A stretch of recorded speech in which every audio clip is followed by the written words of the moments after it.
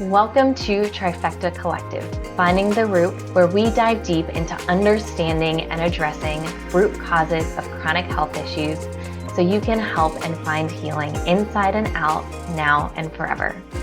Hello, and welcome to Trifecta Collective, Finding the Root. I'm Megan Abbott, owner and founder of the holistic health practice, Trifecta Collective. Welcome to the podcast. So today, I wanted to talk about morning and evening routines, and these are so fundamental. And I also think there's a few things most people get wrong about morning and evening routines. And I want to talk through that.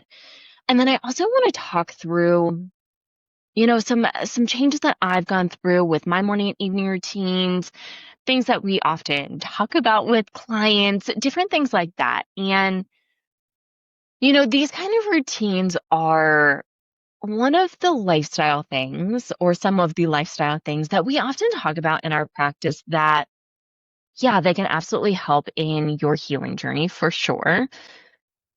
And almost more so, they make a big difference just in staying healed, in long-term health, longevity, continued, if we want to talk about biohacking or optimization of our life or lifestyles. These are two areas that can really have a big, big, big impact on our day-to-day life and our health, our cognition, our physical well-being, our mental and emotional well-being, different things like that. So I want to go through all of this, and then next week I'll do another episode all about peeling back a lot of some of these symptoms. So be sure to continue to send in some ideas or suggestions or symptoms that you'd like me to work on or work through in peeling back the layers. And I may do a handful of episodes kind of here and there around that. So when it comes to these routines, there's kind of two misconceptions that I want to talk about first before I go into specifics on how do you build your routine and what does that really look like? What do we have to include? What are some optional things? Do I need a 3-hour routine? If so, what does that look like? So I want to walk through all those. But the two things I want to talk through first, number one, and this is something that I fell into, and especially in the lifestyle that I live. And if you don't know, I got divorced last year. I moved, I uprooted my entire life, and then I ended up getting into a new relationship, and then we ended up living an RV nomadic kind of life. And then my partner also got cancer this year and went through cancer treatment. So my mornings and evenings we can even just say the last year and a half, let's throw in 2 years at this point, where life has gotten pretty unpredictable and a little wild for me. And, I think for me, I had especially because my previous life, we can call my previous life, my life in my marriage, especially after we had gotten married and we had our house, my mornings looked my mornings and evenings looked very similar. And then when we got a dog, there was a lot of shifting around, especially we got an 8-week-old puppy. And so there was a lot of shifting and changing but then it was pretty similar, right? For that period of time, for those many years, my routines were very similar. And and they were very, I don't want to say alone because that's not quite right, but they were very individual based. My previous marriage was I was alone a lot. There was a lot of alone time, in which case most of my schedules and practices and routines were very much about me being alone in the house, me having a lot of time. I mean, almost most of my time was to myself. And what did that really look like? And then we fast forward to now, it's almost quite the opposite, where I live in an RV. It's a big RV, and it's still an RV. So it's still a very small living quarters. And my partner and I are together the vast majority of the time, not 100% of the time. He's not here right now. He's out volunteering, and we're still here together quite a bit. So, and we have talked a lot about this and what does this look like, alone time versus together time, being together, but also doing things separately. And things have really, like, it's almost been a 180 for me in how my time is spent. So that has forced me to reevaluate and really look at my routines, both morning and evening. There's also been a lot of healing in that. And I want to clarify healing, meaning healing's not always easy. And in the long term, it is extremely beneficial. And so I've had to really shift and switch things up and reevaluate different things that I need or what those look like and all that kind of stuff. And I think one important lesson I really got out of this, so moral of the story, is I think sometimes many of us, and once again, I speak like from personal experience, this is what happened to me, is my routines, my morning and evening routines got very set and became almost automatic, became almost second nature to me. And then as I switched my life, I mean, they were thrown out the window. And it was a reevaluation of, okay, what do I really need? What am I really doing in my mornings routines and my evening routines? And what do I really need? And how does that continue to shift and change and evolve? And I think a lot of us get scared or comfortable or complacent, and maybe it's a combination of all of those things. And this is not necessarily saying it's a bad thing, but we can get very used to our routines. And the question is, are they still serving us? And I think we should not be afraid to change things up. Okay, well, what is really serving you right now? What does feel really beneficial? How might something else in a place of something else in your current routine, how might that be supportive for you, and what might that look like? And I think one of the things, once again, as we're going through this whole rebranding process and doing a lot of the back end work and, talking to someone who is very, very knowledgeable, and this is her area of expertise, like marketing, strategy, branding. She's really, just such an expert on this, and I'm learning so much. It's making me question a lot of these things of, okay, well, why are we doing this? What are we doing? What is the real purpose? And one of the things that has really come out of all of this, and what do we actually do? Obviously, we have the clinical side where we look at nutrition and lifestyle and supplements, and obviously morning and evening routines go into this. But we are really focused on longevity. And that's really because I know for me in my experience, and I, once again, also working with clients now for over a decade, I see people do these short-term things, and I get it. Especially if we think about weight loss in particular, what's the next best thing? What am I going to do? I'm going to do this type of workout program, or I'm going to eat this type of diet, or I'm going to do this. I'm going to do this. And the whole attempt is to lose weight and short-term focus versus long-term results, where most of those things may not actually be beneficial for our long-term health longevity. And when I think about routines, they should change as our seasons change. And how do we do that? And how do we figure out what our body needs? And so circling all the way back here, what do we actually do? I think a big piece of what our practice does, especially for women, is help us reconnect with our bodies. And what do our bodies need? I always tell clients, this is not a one-sided relationship where I'm just telling you what to do. I think, I hope, I hope, and from our survey results, I think this does come across. I hope this always comes across where this is a safe space to be very open. And we start all of our client check-ins with, and even our consults, if you've ever had a consult with us, we start the consult this exact same way, is tell me. Tell me what's been going on. Tell me what's real for you. Tell me what's been going on with you. What's been going on with your body. And that's how we structure our client check-ins too. Hey, tell me how your last week has been. How have your last 2 weeks been? What's been going on? What's been coming up for you? And it's almost like we just open the space up and then we take notes, and then we can peel back the layers of each of these things or answer questions kind of as we go. But we like to open that space up first, because I don't think, once again, especially as women, we often get that opportunity. And I think for a lot of us, our brains work very well in open spaces. I know for me, if my partner says, what's wrong? What's going on?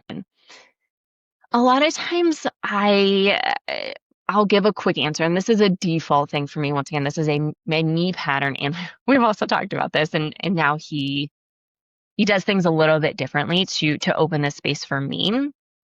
And I'll be like, oh, I'm fine. Like, oh, I'm doing okay. Or, oh, I'm a little tired. Or, oh, I'm just, a little stressed today. And then he just kind of waits and just like leaves that space open. And then I'll usually continue on, and be like, you know what? I'm kind of hungry right now. My belly doesn't feel the best. Like I'm working through this client situation, or I'm working through creating this kind of content, and I'm not totally sure where I want to go with it. And then my brain does, as I start to open up, I start to work things out, and I need that kind of open space. And once again, we find this with clients a lot. We need this open space to really process. And giving clients that kind of space allows us to learn a lot and peel back a lot of these layers and uncover what's actually going on.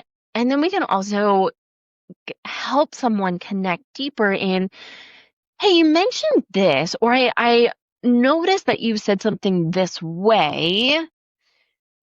Does that feel right for you? Does that feel good for you? Or how does that feel for you? And so I think, once again, just like connecting with yourself and learning how to connect with yourself. And a big piece of that is also learning to trust yourself. And I should probably do another episode all about that. And I've touched on it in several episodes. But start to trust yourself.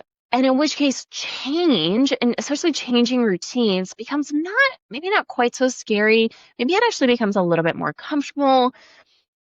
And I hope that you can understand that it is okay to switch things up, to change routines. For me, meditation was my go-to in the morning. And then it kind of switched to like a very specific type of meditation, like a brain retraining, brain rewiring exercise that also involved meditation. And then when I changed my life, that really kind of got away from me. And I'm just getting back into some brain retraining, brain rewiring stuff. And like, it feels really good, but it also felt really good to just do some different things in the morning and to have some different practices, whether that was just connection time with myself, connection time with my partner, just having some open, quiet space in the morning, going for a nice, quiet walk, doing, maybe listening to some music. And just like, it really has changed. And I think I almost needed to be thrown out of my routine to give myself permission to have to explore a totally new and different routine. And my evening routine has also changed, but I'm also noticing different things when it comes to my evening routine, which obviously I'll get to when it comes to that piece. So long story short, it's okay to change up your routines and don't be afraid. When we talk about nervous system regulation work with clients, a lot of times if we can do something in the morning, super helpful. And, people often think of, oh, I just have to meditate. Oh, I have to do this. I'm like, well, does that really call to you? Does that feel really good? If someone has a lot of cognitive issues, if someone's experiencing a lot of like brain fog, trouble concentrating, a lot of like bouncing, looping thoughts, if someone has ADD or ADHD type patterns, meditation's probably not going to be where we start. Maybe we start with some breath work. Maybe we start with a walking meditation. Maybe we start with just a body connection exercise, a 1-minute body connection exercise. And so there's a lot of different ways to do this. So once again, I encourage you that try something. If it feels good, now you have to give it some time, give it like at least 2 or 3 weeks. If it feels good, great. If it's not feeling good, or if it's not fitting into your life, okay, switch it up. It doesn't have to be just one way. There's not just one way to have a morning routine or an evening routine.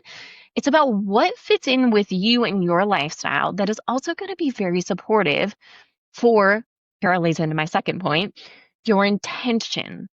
And I think this is really important when we talk about intention. And this is something that I see a lot. And really, I felt like I got very hardcore introduced to this in the plant medicine space, starting from a microdosing all the way up through larger journey work. And it was, okay, what is the intention behind this? What am I trying to get out of this? Or what am I trying to call in? And we can think about manifestation of like, what am I trying to call in? What am I trying to feel? What am I trying to embody? But having a very specific intention with this. And I think we should translate this. And I don't see this talked about as often, not in the plant medicine space. But if we think about just the healing space overall, what is the intention behind whatever you're doing? If you're doing meditation work, what is the intention? Well, maybe the intention is to learn how to be present, which is really the goal of meditation. It's not to have no thoughts. It's not to have, not to have your brain wander. It's really about to be in the present. And it's almost for me, it's about practicing bringing those thoughts when they do ultimately drift away back into the present. And how do we bring those thoughts back? Maybe how do we release some of those thoughts? Maybe we're very, very prone to anxiety, and maybe we have a lot of racing and looping thoughts. Okay, well, maybe the intention of your meditation is not necessarily just to be present. Maybe it's really about learning to let go of some of those loops, of some of those thoughts. That's an amazing intention. And it doesn't have to be just about being present. Maybe breath work is really about calming your body. Maybe it's about connecting more with your body. Maybe you've had really shallow, deep breaths. Maybe you carry almost all of your stress in your upper traps, in which case you probably are doing a lot of breathing through your chest, not through your diaphragm or your belly. And maybe it's just to bring some extra awareness around that and to reduce stress.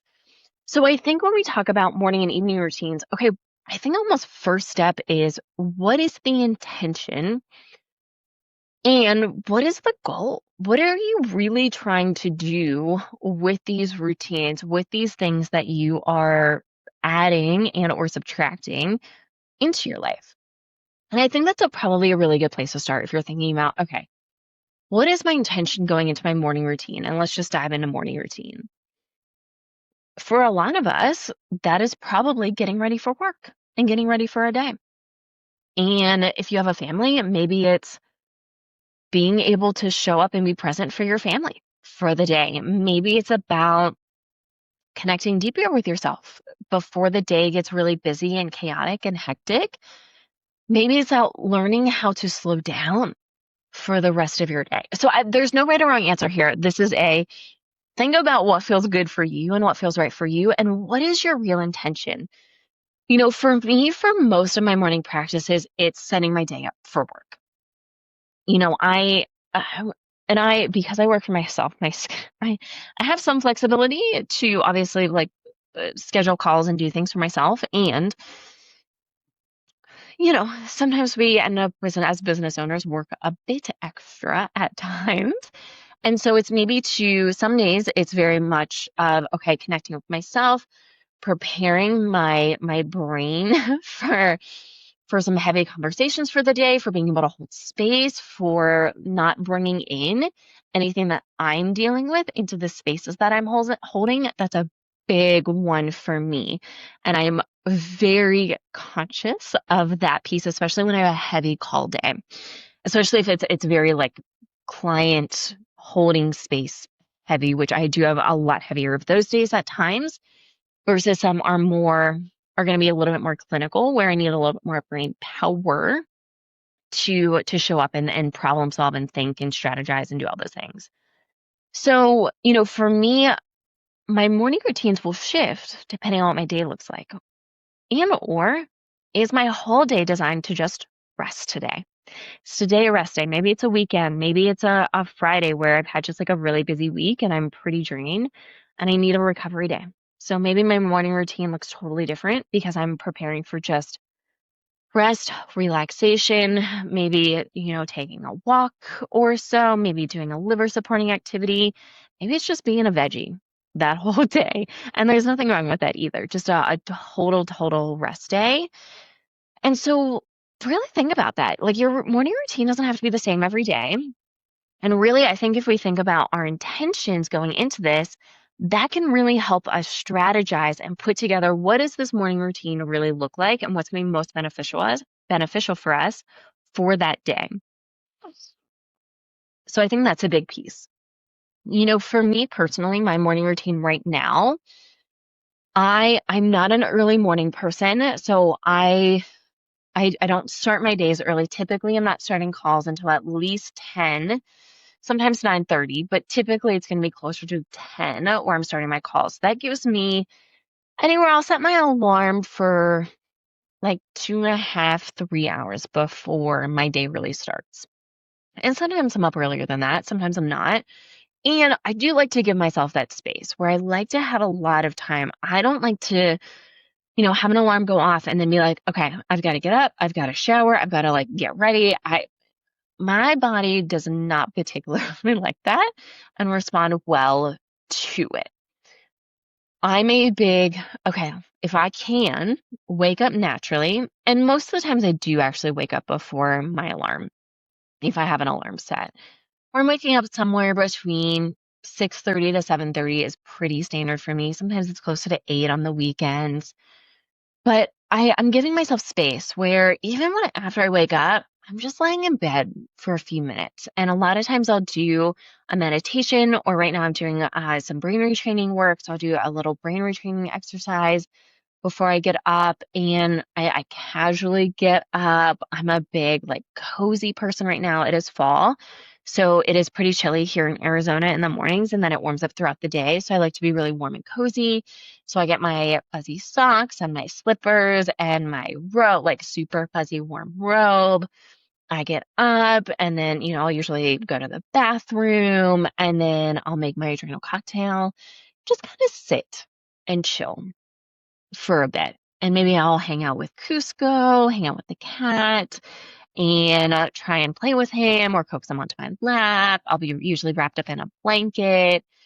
And that feels really good for me. Now, on the other hand, my partner, and this is common, by the way, between males and females.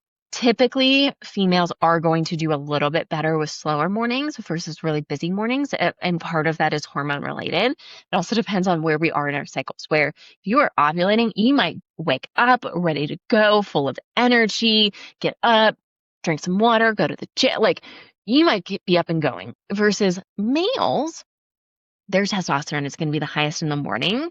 So they're typically going to get up and be kind of ready to go earlier on. Now, this is not the case with everyone, and there are clear genders that do not fall into this. So I don't want to say like it is just a gender thing because it's not, and commonly we do see this between the genders. And for my partner likes to get up, he likes to start doing some things, he'll have some water, maybe he'll make some tea, he'll do a meditation, he'll go for a walk. Like he's getting up and doing stuff versus me. I don't like to get up and do stuff. I like to get up and just casually ease into my day. And once again, it's like what feels good for you. And also we have to be realistic. For me, I can set my schedule where I'm not having calls until 10 o'clock. A lot of people may have to be at work at 8 or 9 o'clock. In which case, maybe you don't have 2 or 3 hours for your morning routine, but maybe the intention is I'm going to spend the first 10 minutes of my day chilling, slow, and just quiet. And maybe that feels good for you. And maybe it's even just you take 2 minutes and just sit in silence. Maybe you just put your hands over your heart or hand on your heart and belly and maybe just breathe, or maybe go sit by a window and look outside and look, at if you're somewhere beautiful, like go look at somewhere beautiful. Maybe you go just sit outside. There's not a particular thing that has to happen here. And also, so it's like balancing of, okay, what is our intention? What are we hoping to get out of this? But also we live our lives. What is realistic for us and what does that really look like? And Once again, I'm not a mom, and I've worked with plenty of moms, especially newer moms.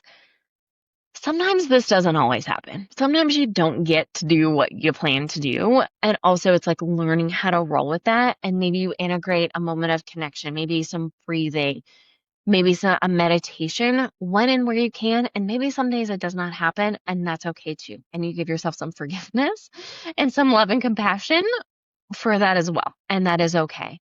We have the best of intentions. And if it doesn't, it's not about being perfect. Nothing's ever going to be perfect in our lives. And that's okay. And that's one of the things that we can kind of guarantee in our lives, death, taxes, things are always going to be changing. Things don't always go as planned. And so it's rolling with that. But what feels good for you and what can you do on a pretty consistent basis from your morning routine? And what does that really look like here? So I think that can be really helpful. Another thing for me is, so I have my adrenal cocktail. I wait, depends on the day, but anywhere between 10 to 30 minutes. And then I'll usually start getting breakfast together, or I'll start eating breakfast. And so that's a really big, important piece for me. And so I'll have breakfast. And I have a few staple breakfasts that I always have on hand. I have like a loaded yogurt. I might do just like some chicken sausage, heat it up with some fruit, maybe a little piece of toast or something, gluten-free toast, with variety of things. Right now I'm on a really big like peanut butter, quote unquote, peanut butter and jelly kick in the morning, where I have my couple chicken sausages, maybe a couple pieces of fruit to get in some fiber. And then I'll have a slice of gluten-free toast with some almond butter or cashew butter and some like really good homemade, not homemade by me, but homemade jam. And that feels really good. And a lot of times I'll feel that, especially in the changing of the seasons, but also that really feeds and fuels my inner child. Peanut butter and jelly was something I started having to make my lunch when I was in middle school, so like sixth grade. And peanut butter and jelly was a staple for me because it was so easy. And I was really young going into school. I was 4 when I started kindergarten. And so I was really young starting sixth grade. And I was also already spending a lot of time by myself. And I was already stepping into that parent role because I had an alcoholic single mother. And so, peanut butter and jelly was something super easy. And we always had it in the house. And I could make it easy for my lunches. So I ate peanut butter and jelly sandwiches quite a bit throughout my entire middle school and high school experience. And so for me, it almost feels like it just like gives her a little love. My little inner child gives her a little extra love in my own version of what that really looks like now. So that feels really good for me. Or we'll do like a really big breakfast and we'll do, like bacon and eggs and some chicken sausage and usually some fruit with that, or a piece, once again, like a piece of toast. So I'll have breakfast and then usually I'll start getting ready. I'll probably make some coffee at that point. I'm still not drinking coffee. Coffee doesn't come into my world until usually right before I start working or right as I'm starting work. And so that's about 2 to 4 hours after I get up, for reference. For me, coffee, it fuels my soul. Like the taste, the flavor. I love espresso, like a good cup of espresso with a little bit of coconut milk in there, like a really good quality coconut milk that just has coconut milk. No sugar, no sweetener. Sometimes I'll do a pumpkin spice latte, like a homemade one. Sent out the recipe a couple weeks ago in the newsletter. And yeah, so that's when I'm drinking my coffee. So it waits. So usually I'll start getting ready. Sometimes I'll shower first thing in the morning. Sometimes I don't. Sometimes, especially sometimes if I've got a really heavy call schedule, I might do a castor oil pack for the day. In which case I'll throw that on and then I'll go for a walk. And that's a common thing. That's a common kind of morning routine for me and what that'll kind of look like. I might be on social media a little bit in the mornings, and I also think this is really important because there's a specific intention. I don't recommend getting on your phone first thing in the morning. Once again, especially because most people are going to go towards, okay, text messages, emails, social media, and not in a good way. For me, if I'm looking at social media in the morning, usually I'm looking at give me like a warm, cozy kind of feeling. And I'm looking at a lot of cute animal videos. If I'm being really honest, if I'm on social media first thing, that's like almost always what I'm doing is just looking at cute little animal videos. And I have a lot of my algorithm I've trained. Yes, I do get a lot of health and wellness stuff, And a lot of it, especially video related, is very much related to cute animals, sweet, sweet dogs and cats and different types of animal accounts. And that just makes me feel warm and cuddly first thing in the morning if I'm gonna watch it, and that's not an everyday thing. But then maybe something that I enjoy for a few minutes in the morning as well. So I don't think that having your phone is necessarily like the worst thing. And once again, what are you doing on your phone?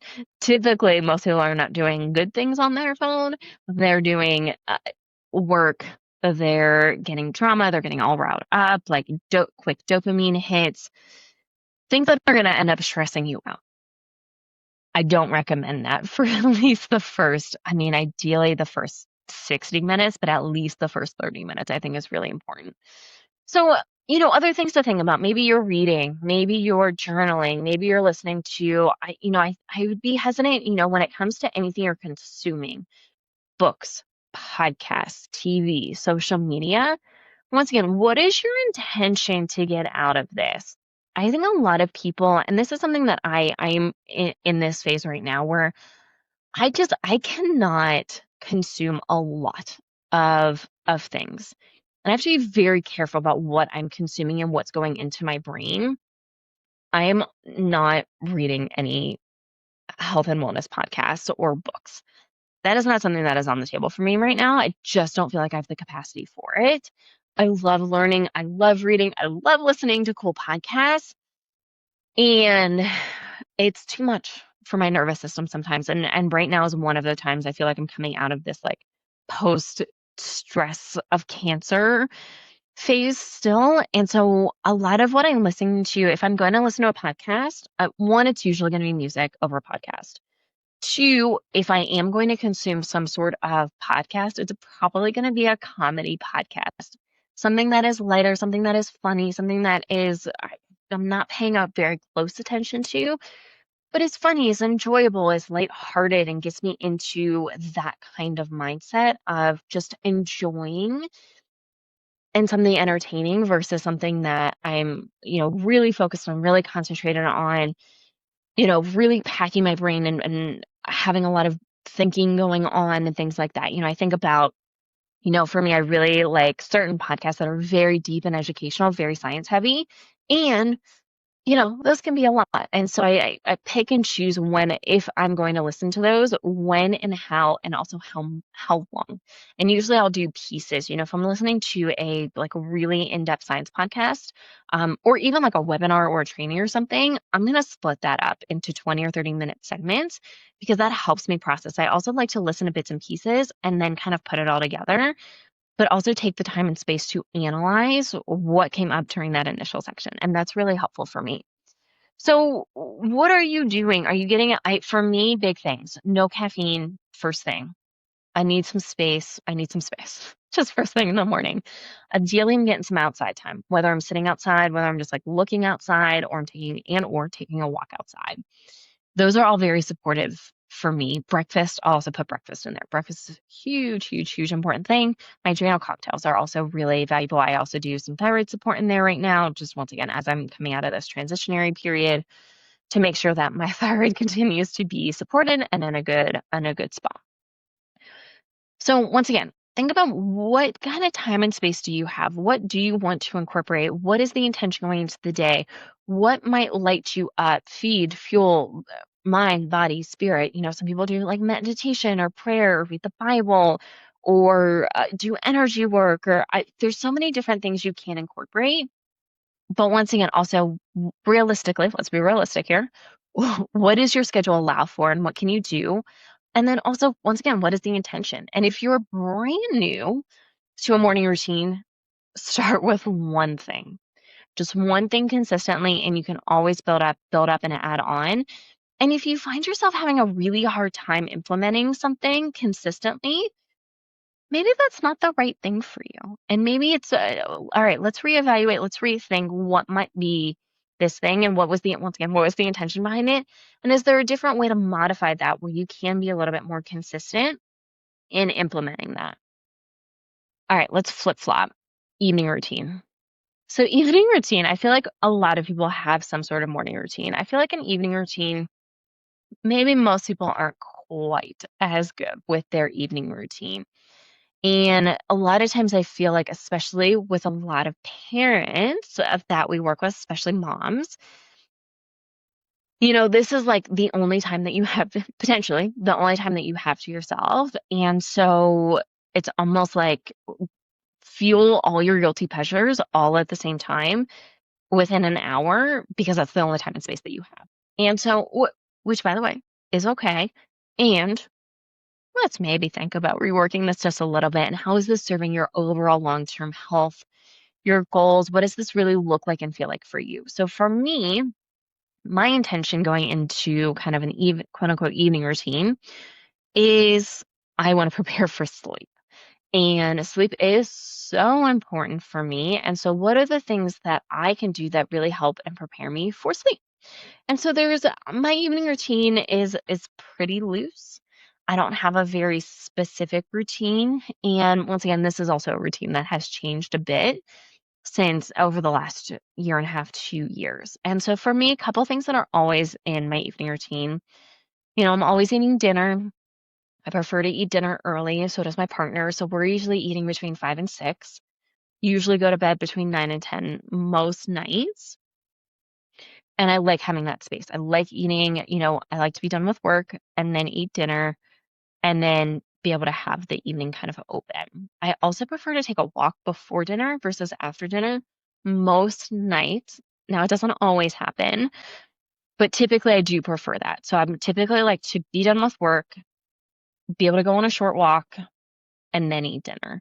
And that feels good for me. And that's really where my evening routine kind of starts, is like at the end of my workday leading up into kind of this preparatory time for sleep, for bed. And there's once again, my schedule's kind of pretty loosey-goosey, but dinner, an early-ish dinner, and then I am very mindful of my liquid intake post-dinner, largely because I don't want to have to get up and pee. Ideally, so I mean, once is pretty common for me. It's not every night, but it's pretty common for me. I stay pretty hydrated throughout the day. So oftentimes I do wake up and have to go to the bathroom in the middle of the night, but usually I can go right back to sleep. And so, just mindful of my liquids. I'm also making sure that I wash my face and do kind of my evening skincare routine, brush my teeth, do that kind of routine, my oral microbiome routine. And I put my blue light blocking glasses on typically around 7-ish, 7:30 if I'm trying to go to bed between 9 and 10.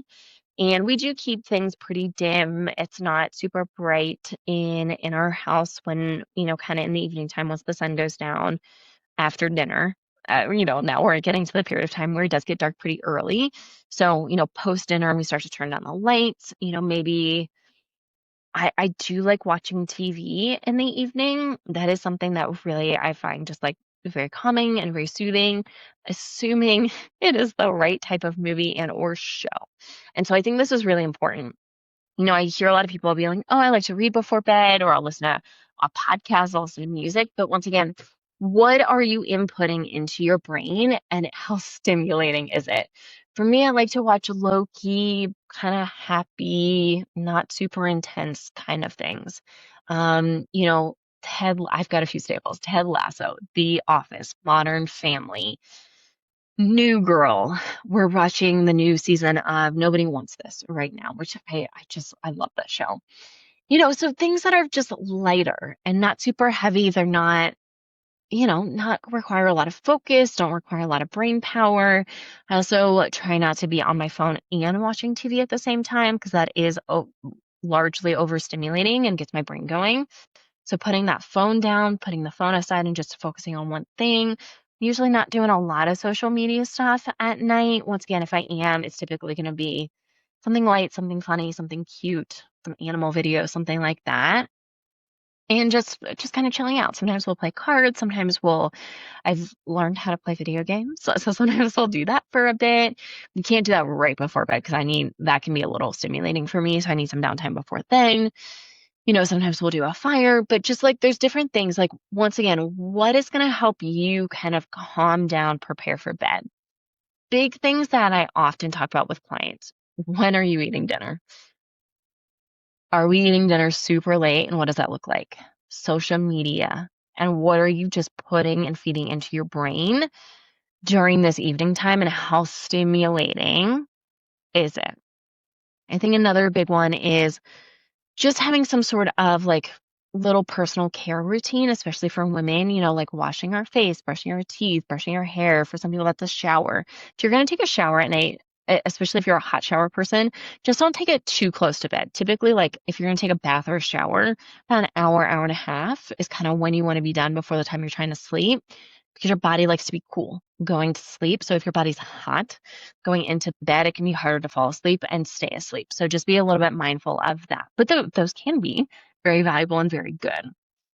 You know, I'll brush my hair, I'll put my hair up, I'll be, cozy. I'm changing out of my daytime clothes, even if I haven't left. By the way, if I haven't left my living area all day, it's still about like, all right, changing, getting into my evening kind of get up, something that's relaxing for me, getting cool, cooling myself down, different things like that. So, maybe this is tea, maybe this is a book, maybe this is another like meditation or journaling. If you've got a lot going on in your brain, a brain dump is super good before you go to bed. And literally all you're doing is just writing down, or you can even do a voice note of everything that's in your brain right now, and just like get it out of there so your brain's not constantly thinking about it. Maybe you're listening to music before you go to bed. Maybe, there's a lot of different things that you can do, but just being mindful of, once again, what is the intention? The intention is to get some good sleep. Well, what is supportive of that? Once again, if this is your only downtime to yourself, I encourage you, take some of that time and space to yourself to do what feels good. And also, let's also maybe put a time limit on that if it's not going to be very supportive for sleep, good quality sleep, and falling asleep. So, what does that really look like for you? The other thing I'll say is I used to need about 3 hours to decompress. And anytime I would go out in the evening, I mean, man, it would take me hours to fall asleep. Just and what I'm coming to realize is my level of overstimulation was already pretty high. And so going out, and it might have been something super fun and entertaining and that I really wanted to do, but it was also stimulating. And so my baseline of overstimulation to being in stimulating situations, man, it just took my body a long time to come out of that. I am noticing that that is not quite the case. We went out. We are not big like going out in the evening people, but we did a date night last weekend, and I was amazed at how quickly I was able to fall asleep that night. It only took me about an hour to kind of come down and then be able to fall asleep. And then I slept well that night, which once again, that has not been the case for the vast majority of my life. And so I think that's something to think about. I think another big thing to think about is alcohol use.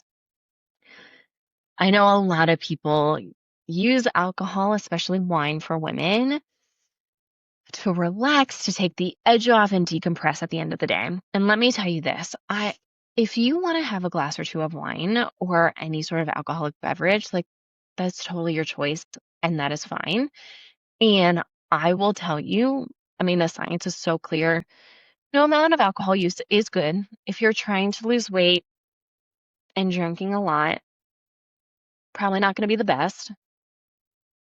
If that is your only coping mechanism, we need to reevaluate that. If that is your only way to kind of come down and decompress and prepare for sleep, probably reevaluate that and look at your coping mechanisms and see what other kind of things you might be able to learn or add in or shift or change that might be more supportive. Alcohol also messes with your sleep. As much as you think that it may be helpful in helping you fall asleep and helping you stay asleep, it's not. It is well known and well documented, well researched, I mean, many times over at this point. No amount of alcohol is going to help you sleep, and it will actually disrupt your sleep. And especially if you're in perimenopause, like, man, can it do some really wild things to your brain. If you look at, neurotransmitters and neurotransmitter pathways after we've drank, I mean, the depression post alcohol use is no joke. And I'll tell you, that's two of the big reasons why I don't really drink anymore. I have like a glass and a half of red wine in the entirety of last year. Haven't had a drink this year. The year before that, I had 5 drinks in total. And that's the big reason why is I don't sleep very well, and sleep is precious to me. And 2, the next day I just don't feel good. I am hungover, even if it's just a little bit, maybe it's just a little bit of a headache, or maybe my mood's just a little bit lower. My mood has been low for most of my life, and I would prefer it not to be. I rather get a good night of sleep and have normal brain function, normal to optimal brain function, normal to optimal mood, and be able to have that as supportive part of my life versus tampering those things down just to have a good time or just to have a coping mechanism that, by the way, is so temporary, so fleeting. And this is for someone who that was her main coping mechanism for most of my life was alcohol use. It's a not supportive. And once again, no shame if you have a drink here and there, if you're doing it socially, like totally. If you don't notice those kind of side effects, great. And it is still happening, by the way. Once again, it is well documented, it is well researched, it is well studied. And some people are more sensitive than others. And I have some thoughts as to why I'm more sensitive now than maybe some other people. And I think that goes back to, my mom had a lot of alcohol issues. And once again, for me, alcohol was largely a coping mechanism. And now that my body has experienced the other side or a different way of life, my body's like, no, thank you. We would prefer not to do that. And it can be hard. And I know it can be very challenging. It was very challenging for me early on. Now it's not very hard. Every once in a while, I'm like, I really like, for me, I really like whiskey and like a good old fashioned, like, yeah. And that's fine. If I choose to have that, like, I can make that decision. And once again, I know the consequences from going out to a really nice meal. That may feel really good for me. And it may be a temporary delight or indulgence. And I'm also okay with that here and there. And by and large, I choose not to because I know the side effects that I get from it. And that, by the way, these are not just me. These are most people get these side effects. And once again, there are physical things that are happening in our body when we do drink alcohol. That happens to everyone, regardless of age, gender, who you are, how good you are at quote unquote, how good you are at metabolizing alcohol. But most people use it as a coping mechanism, by and large, and or a way. And once again, this is still kind of a coping mechanism of to be quote unquote the life of the party, or to be able to be more social and kind of bring down those barriers. Those are all coping mechanisms. And if you do, for most people, if you do that deeper healing work, and it takes time, it's not an overnight process, you realize that you don't want and or need it as often. And then your body becomes more sensitive to it and you actually realize what it's doing for you. The other thing is when you start to feel good and really good in your body, like physically, mentally, emotionally, spiritually, and then you have alcohol, you're like, oh, I didn't even realize how bad I felt before and how worse this made me feel. And so that plays a big role here too. So, and that's a reflection I hear quite a bit. And definitely like for me too. When I first started transitioning out of using alcohol and really limiting my use, that was a big thing for me. So, yeah, and then, when it comes to actual sleeping, we did a whole episode on this, but, a nice cool room, try not to have too many liquids right before bed, you know, uh, be dressed in a way that is comfortable for you, that will also keep you cool, have a dark bedroom. Once again, try not to have anything too stimulating. Obviously, if you have children, especially young children, there's some uncontrollables there, but it's about controlling what you can and also giving yourself some grace and compassion, knowing that things aren't always perfect and that's okay too. So those are morning and evening routines and just some things to think about. So right now, kind of my invitation for you is think about what routines you do have in place. How are they supportive? And what is your intention behind your morning and evening routines? And what maybe is really feeding and fueling that intention? Maybe what's not quite so supportive and where there might be some shifts or some changes. And is there something that you're really excited about trying out? Like, do that too. Like, switch things up. That's totally fine too. Our brain likes new things. That can also, if you're working on brain retraining or brain rewiring, new experiences and doing new things is really helpful for that process. So incorporating just some different things and trying out some different things can be really beneficial for you as well. So thank you for listening. Thank you for joining. As always, please like, subscribe, follow. If it resonates, 5-star reviews really, really, really mean the world to us. Thank you for listening, and we'll see you next time.